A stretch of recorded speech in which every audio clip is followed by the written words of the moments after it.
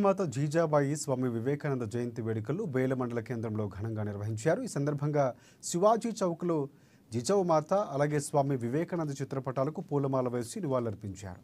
ఈ కార్యక్రమంలో గంభీర్ ఠాక్రే, బాపురావు డోకే, దత్త నిక్కం, ప్రమోద్ రెడ్డి, తేజ్రావ్ మస్కే, రామ్దాస్ నాక్లే, సంజయ్ గుండావార్, విపిన్ ఖోడే, బాల్ చందర్, మధుకర్, కిషన్ వైద్య, సందీప్ ఠాక్రే, వామన్ తదితరులు పాల్గొన్నారు. ఈ సందర్భంగా గంభీర్ ఠాక్రే మాట్లాడుతూ జిజాబాయి అనేక కష్టాల మధ్య తన కుమారుడు శివాజీకి దేశభక్తి, ధైర్యం, ధర్మం, న్యాయాన్ని బోధించిన మాతృమూర్తి అని మహిళలందరికీ ఆదర్శప్రాయురాలని కీర్తించారు. ఇక రాష్ట్ర మాతగా బిరుదు గడించిన గొప్ప వ్యక్తి అని అన్నారు.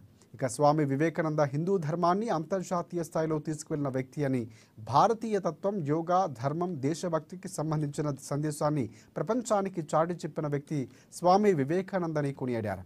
ఆయన మార్గాన్ని యువకులు అనుసరించి దేశం కోసం పనిచేయాలని అన్నారు.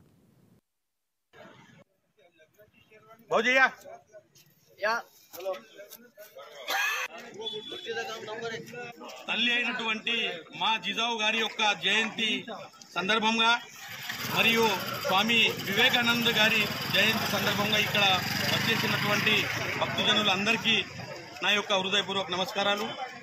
చెప్పాలంటే మా జిజావు తన కూతుర్ని శివాజీ మహారాజుని ఎట్లా తయారు చేసిందంటే ఆమె చరిత్ర బాగా గొప్ప చరిత్ర. అటువంటి తల్లి జయంతి మనం జరుపుకుంటున్నామంటే మనం చాలా అదృష్టవంతులంగా భావించాలి.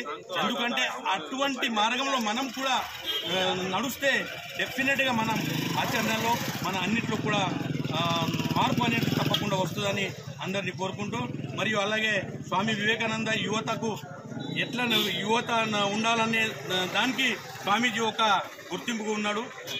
మన దేశ సంస్కృతిని కాపాడడానికి మన ఆచరణలను, మన యూత్ని యొక్క గొప్పతనాన్ని ఆయన చాటుకున్నాడు. కాబట్టి యువకులంతా ఈరోజు దేశానికి యువకులు చాలా అవసరం ఉంది.